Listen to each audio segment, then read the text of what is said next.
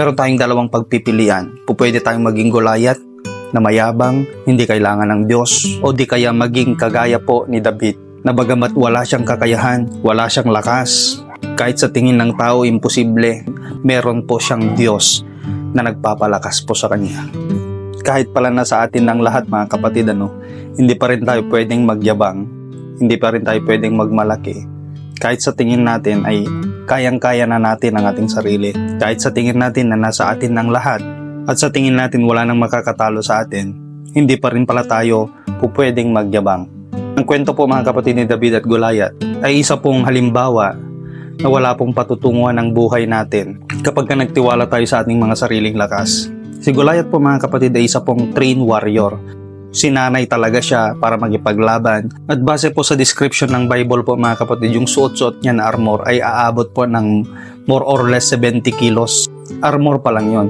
So ganun siya kalakas. At saka si Goliath po mga kapatid, meron po siyang height na 10 feet. Katumbas po mga kapatid ng isang palapag. Kaya kung titingnan mo kapatid, meron siyang karapatang magyabang. Kasi kung sa paningin lang ng tao, talagang walang makakatalo kay Goliath. Kaso ang mali ni Goliath ay dinamay niya ang Diyos. Ininsulto niya pati ang Diyos. Ang Diyos, pag ininsulto mo ang Diyos kapatid, mapapahiya ka lang. Kaya napahiya po si Goliath. Tingnan niyo po yung tumalo kay Goliath. Isang binatilyo kapatid, si David.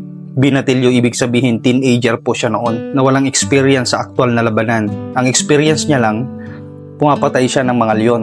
Hindi dahil sa kanyang lakas. Every time po mga kapatid na siya po ay nakakapatay po ng leon o oso, ibinibigay niya po ang credit sa Lord. Inacknowledge niya na nagawa niya yon dahil sa tulong ng Diyos, dahil ginabayan siya ng Diyos, kaya siya nagtatagumpay. Tignan nyo kung paano po napahiya si Goliath mga kapatid. Gumamit ang Diyos ng binatilyo laban sa napakagiting na warrior. Kaya wala tayong pwedeng ipagyabang sa Diyos mga kapatid. Kailangan po natin siya. Pero tayong dalawang pagpipilian. Pwede tayong maging Goliath na mayabang, hindi kailangan ng Diyos.